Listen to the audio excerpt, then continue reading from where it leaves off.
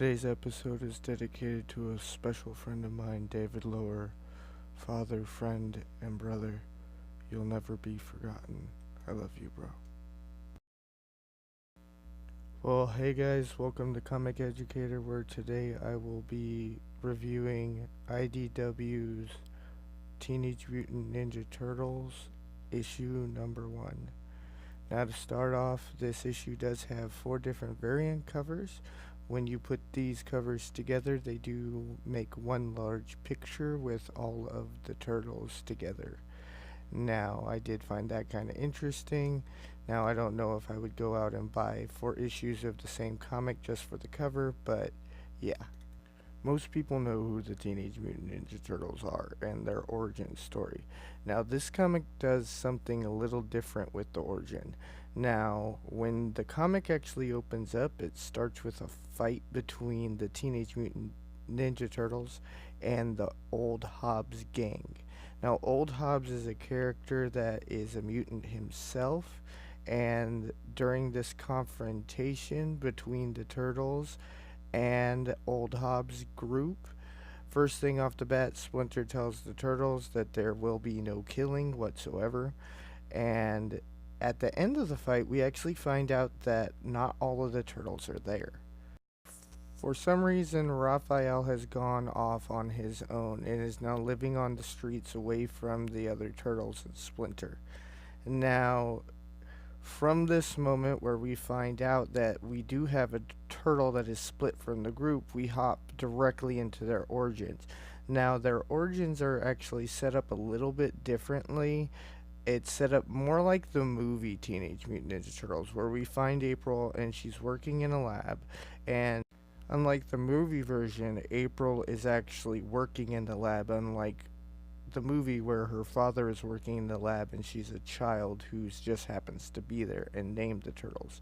Now, she's working for Stockman Incorporated. Anybody who knows the Turtle franchise knows that Stockman, Baxter Stockman in particularly, has a big part of the story, and we're introduced to his character in this first issue, where he's having a discussion with a character named General Krang. Now, again, fans of Teenage Mutant Ninja Turtles will know the name Krang. Now, you have them having a discussion about what progress is being made. It seems that Krang has hired Stockman to do some kind of weaponized experiments for him. Now, we hop over to a discussion between April and one of the lab techs. Now, there's this rat, Splinter, who is known for basically hopping around the lab, not being able to be caught in a cage. We also find out at this point that the name Splinter comes from the drugs that they're using to try to splinter his brain chemistry, that from the animal instinct and that of the cognitive mind, basically trying to make him be able to think more like a human being.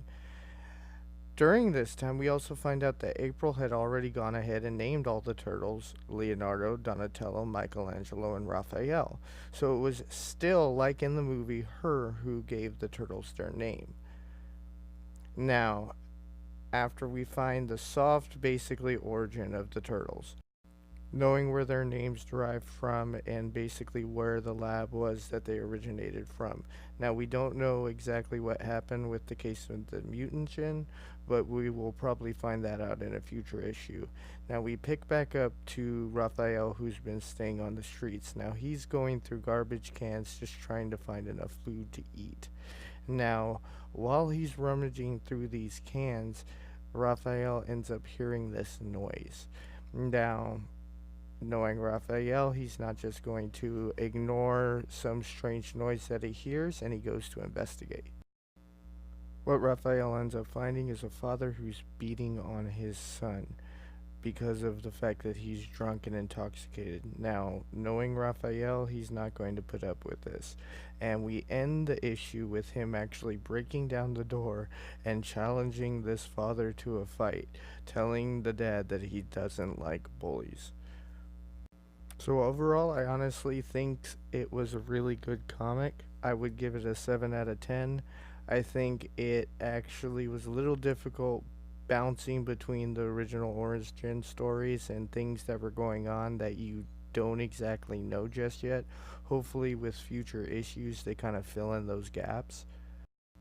I mean, unless you're a diehard Ninja Turtles fan, you probably don't even know who the character of Old Hobbs is. And with the fact that other than Stockman and Krang, there wasn't even a mention at all in the first issue of the Foot Clan or Shredder or any of the original material that most people would recognize. I do think it's a good way for new readers to pick up the comic, especially after the new movie came out, because it links the comics a little more to the movies themselves. So I would definitely go ahead and say go out and pick up this comic. I'm going to end today a little bit differently. I just want to encourage everybody out there to continue to read, imagine, and keep going, but don't forget to let the people that you know and love know that you love them, and always keep moving forward. God bless.